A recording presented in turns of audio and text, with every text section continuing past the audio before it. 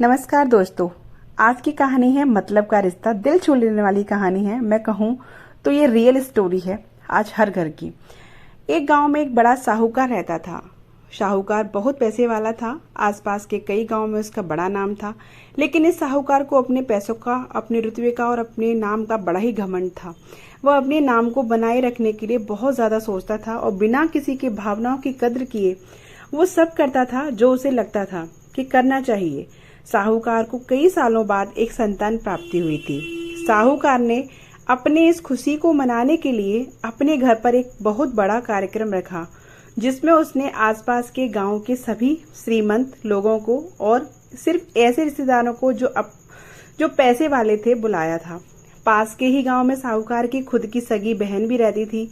क्योंकि इन दिनों उसकी आर्थिक परिस्थिति कुछ ठीक नहीं थी, इसलिए उसने अपनी बहन को तक इस कार्यक्रम के लिए नहीं बुलाया था। साहूकार ने जिस कार्यक्रम का आयोजन किया था वह इतना भव्य था और इसके अलावा उसमें इतने प्रसिद्ध और श्रीमंत लोग आने वाले थे कि कार्यक्रम की चर्चाएं हर गांव में होने लगी।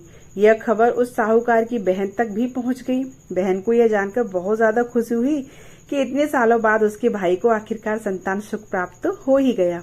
बहन ने सोचा कि भाई गलती से उसे इस बारे में बताना भूल गया होगा और अपनों को भला कोई न्योता क्यों देता है।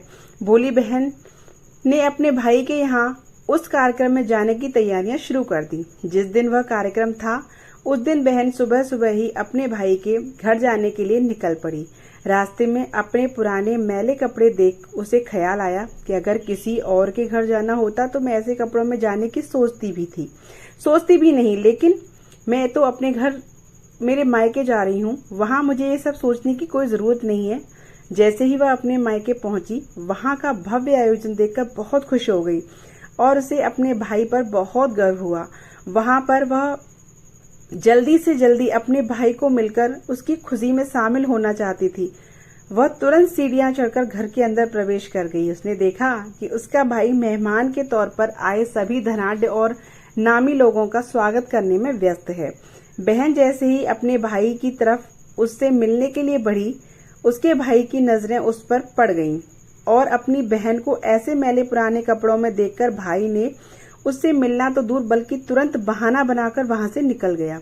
बहन ने सोचा, इतने लोगों में बेचारा अकेला भाई क्या क्या करे, जरूर उसे कुछ काम याद आ गया होगा, इसलिए वहां से चला गया होगा। बहन बाद में अपनी भाभी से मिलने गई। भाभी ने उसका स्वागत किया और उसे खाना खाने के लिए आग्रह किया। बहन ने सोचा, ठीक है, पहले खाना खा लेती हूँ, फिर बाद में आराम से भाई से मिल लूंगी। बहन खाना खाने के लिए पंगत में बैठी। साहूकार यानी भाई ने देखा कि अपने सभी धनवान मेहमानों ने बीच गरीब उसकी बहन बैठी हुई। सभी कीमती पोशाक पहने लोगों के बीच उसकी बहन जो पुराने मैले कपड़े पहनकर बैठी थी, वह साहूकार से देखा नहीं गया।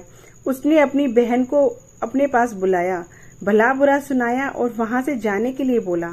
बहन ने अपने सपने में भी नहीं सोचा था कि उसके साथ कभी ऐसा व्यवहार भी हो सकता है, और वह भी उसके खुद के मायके में। अपना अपमान होने के बाद वहां से तुरंत अपने घर ससुराल जाने के लिए चल पड़ी। बहन इस बात को पचा ही नहीं पा रही थी कि उसके अपने भाई ने उसके साथ इतना बुरा व्यवहार किया है। उसकी आंखों से आंसू थम नहीं रहे थे। रास्ते में उसे अपनी पुरानी दोस्त मिली। उस दोस्त ने उसे रोने का कारण पूछा। हालांकि बहन उसे कुछ भी नहीं बताना चाहती थी, लेकिन दोस्त के बार बार पूछने पर उसने उसके साथ हुई सारी घटना उसे बता दी। उसकी दोस्त एक समझदार महिला थी और काफी प्रैक्टिकल सोचने वाली थी। उसने कहा, अगर तुम मेरी बात मानो तो एक दिन तुम्हारा भाई खुद तुम्हें अपने पास बुलाएगा और तुमसे माफी मांगेगा। बहन ने उसे कहा कि मैं तुम्हारी हर बात मानूंगी, बताओ मुझे क्या करना होगा। दोस्त ने कहा कि तुम इस अपमान को, इस दुख को एक दिशा दे दो और कोई गृह उद्योग शुरू कर दो। उसमें इतनी मेहनत करो कि उस काम में तुमसे अच्छा कोई भी ना हो। बहन को अपने दोस्त की बात सही लगी।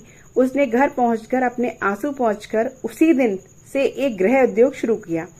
उसने दिन रात मेहनत की, अपने साथ कई और गांवों की महिलाओं को जोड़ा और देखते ही देखते उसका गृह उद्योग चल पड़ा। कुछ ही सालों में आसपास के 50 गांवों में उसका नाम और रुतबा काफी बढ़ गया। अब वह पैसों के मामले में अपने भाई से भी ज्यादा बड़ी बन गई। भाई को भी जब यह पता चला कि उसकी बहन इतनी बड़ी श्रीमंत हो गई है तो उसने सोचा कि एक बार उससे मिलकर आया जाए। वह जब अपने बहन को उसके घर मिलने गया पहुंचा तो बहन ने उसका किसी राजा महाराजा की तरह स्वागत किया, उसकी पसंद का खाना खिलाया। बहन का ऐसा व्यवहार देखकर भाई को अपनी पिछली गलती का एहसास हुआ, इसलिए उसने अपनी बहन को अपने घर होने वाली पूजा के लिए आमंत्रित किया।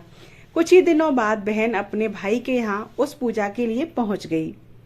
जैसे ही बहन अपने भाई के घर पहुंची, उसका भाई उसके स्वागत के लिए दरवाजे में ही खड़ा था।